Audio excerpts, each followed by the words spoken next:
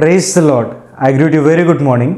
In the precious name of our Lord and Savior, Jesus Christ, మన ప్రభువును రక్షకుడైన యేసుక్రీస్తు నామంలో మీ అందరికీ శుభాలు తెలియజేస్తున్నాను. ఎలా ఉన్నారు మీరంతా? బాగున్నారా? ఈరోజు దేవుని వాగ్దానం ధ్యానం చేద్దాం. యెషయా గ్రంథము 44వ అధ్యాయము 21వ వచనము. నేను నిన్ను మరిచిపోజాలను. హల్లెలూయా. సర్వ సృష్టికర్త మన కోసం ఈ లోకానికి వచ్చి ప్రాణం పెట్టిన దేవుడు యేసయ్య ఆయన మనల్ని మర్చిపోడని. యోసేపు గారిని సొంత కుటుంబస్తులే మర్చిపోయినా, యోసేపు ద్వారా మేలు పొందిన వారే మర్చిపోయినా, దేవుడు మాత్రం యోసేపుని మర్చిపోకుండా ఉన్నతమైన స్థలాల్లో దేవుడు నిలబెట్టాడని. మనమే కొన్నిసార్లు దేవుని కార్యాలు మర్చిపోతామేమో కానీ దేవుడు మాత్రం మనల్ని ఎప్పుడూ కూడా మర్చిపోవడం. కన్న తల్లి ఒకవేళ తన బిడ్డనైనా మర్చిపోతుందేమో కానీ దేవుడు మాత్రం మనల్ని మర్చిపోవడం. తన చేతుల మీద మనల్ని చెక్కుకున్నాడని రాయబడింది.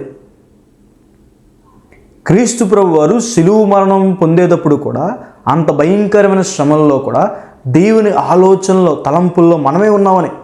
క్రీస్తు ప్రభు వారు మనల్ని మర్చిపోకుండా మన జీవితంలో చేసే మేలేంటి? దేవుడు మనల్ని మర్చిపోకుండా ఆశీర్వదిస్తాడని. అబ్రహాముని పిలిచిన దేవుడు అత్యధికంగా ఆయన ఆశీర్వదించారని. దేవుడు మనల్ని జ్ఞాపకం చేసుకుని మనల్ని స్వస్థపరుస్తారని. హిజ్కియా చేసిన భక్తిని, నీతిని జ్ఞాపకం చేసుకున్న దేవుడు మరణకరమైన రోగము నుండి హిజ్కియా గారిని స్వస్థపరిచారని. హన్నా గారి ప్రార్థనని జ్ఞాపకం చేసుకున్న దేవుడు హన్నా గారి గర్భఫలం దయచేశారు. దేవుడు మనల్ని జ్ఞాపకం చేసుకుని రక్షిస్తారని, కాపాడుతారని. నోహు గారు ఒక నీతిని జ్ఞాపకం చేసుకున్న దేవుడు విస్తారమైన జల ప్రవాహంలో నుండి నోహు కుటుంబాన్ని కాపాడాడని. కాబట్టి ఈ వాగ్దానం విశ్వసించండి. దేవుని ఆలోచనల్లో మీరున్నారు. దేవుడు మిమ్మల్ని మర్చిపోవట్లేదు. మన తలంపుల కన్నా దేవుని తలంపులు ఎంతో గొప్పవి. మనం ఆయన వైపు తిరిగినప్పుడు దేవుని చిత్తం మన పట్ల నెరవేర్చబడుతుంది.